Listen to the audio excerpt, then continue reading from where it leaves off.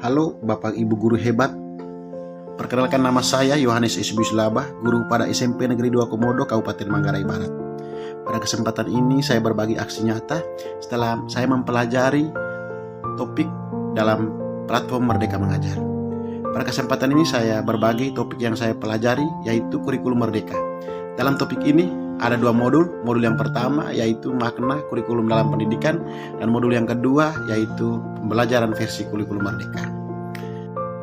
Apa itu kurikulum? Mengapa kurikulum perlu dirubah dan mengapa kurikulum perlu diadaptasi? Apa itu kurikulum? Belum ada pengertian yang pasti dan mengikat secara universal terkait kurikulum itu sendiri. Kurikulum itu kompleks dan multidimensi. Kurikulum dapat dimaknai sebagai pengalaman belajar peserta didik pada satuan pendidikan dari titik awal sampai pada titik akhir. Kurikulum itu dapat diibaratkan sebagai jantungnya pendidikan. Dalam Kemendikbud RI nomor 719/P/2020, kurikulum diartikan sebagai seperangkat rencana dan pengaturan mengenai tujuan, isi, dan bahan pelajaran serta cara yang digunakan sebagai pedoman dalam penyelenggaraan kegiatan pembelajaran untuk mencapai tujuan pendidikan. Fungsi kurikulum yaitu sebagai acuan dalam memandu proses belajar peserta didik. Dalam kurikulum memiliki komponen-komponen seperti yang digambarkan oleh Ralph Tyler, yaitu ada 4 komponen. Komponen yang pertama tujuan, komponen yang kedua konten, komponen yang ketiga metode atau cara, dan komponen yang keempat yakni evaluasi. Nah, mengapa kurikulum perlu dirubah? Kemajuan ilmu pengetahuan dan teknologi dewasa ini tidak dapat kita pungkiri. Kemajuan ilmu pengetahuan dan teknologi ini terus memacu kita untuk berubah di dalamnya. Oleh karena itu, kurikulum dalam pendidikan pun diubah sesuai dengan kemajuan ilmu pengetahuan dan teknologi. Diubah sesuai dengan karakteristik peserta didik serta komponen yang dibutuhkan oleh peserta didik di masa sekarang dan juga di masa yang akan datang. Hal ini senada dengan apa yang dikatakan oleh Ki Hajar Dewantara, yakni didiklah anak sesuai dengan zamannya.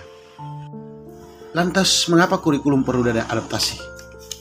Bapak Ibu guru hebat sekalian, keadaan lingkungan suatu sekolah dan juga lingkungan sekitarnya serta budaya dari lingkungan sekolah itu berada tentu sangat berpengaruh terhadap pendidikan itu sendiri.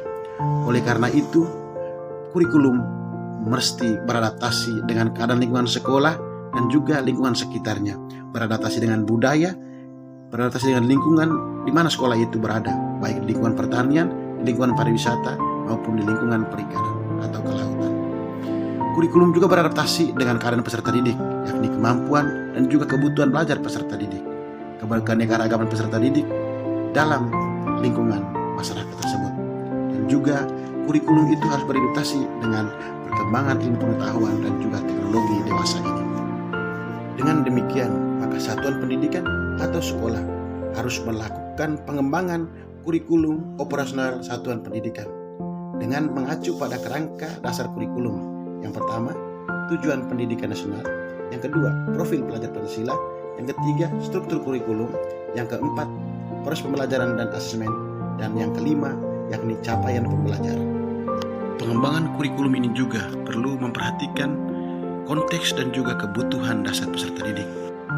Dan visi sekolah harus terintegrasi dalam KOSP. Lantas, bagaimana mewujudkannya? Bapak Ibu guru hebat sekalian, komunitas sekolah, baik guru, peserta didik, orang tua murid, masyarakat setempat, dan juga pemerintah setempat harus secara sadar berkolaborasi, bekerja sama untuk menempatkan kebutuhan, pengalaman, ide, serta latar belakang, kepentingan, dan hasil belajar peserta didik sebagai sesuatu yang penting dalam pengembangan kurikulum. Nah, itulah adaptasi kurikulum yang mesti dilakukan oleh setiap satuan pendidikan di sekolahnya masing-masing agar sejalan dengan pendapat yang disampaikan oleh Ki Hajar Dewantara tentang pendidikan, di mana memberikan tuntunan terhadap segala kekuatan kodrat yang dimiliki anak agar ia mampu mencapai keselamatan dan kebahagiaan yang setinggi-tingginya, baik sebagai seorang manusia maupun sebagai anggota masyarakat. Demikian Bapak Ibu guru hebat sekalian, pemahaman saya terhadap mengapa kurikulum itu perlu dirubah. Salam sehat dan bahagia.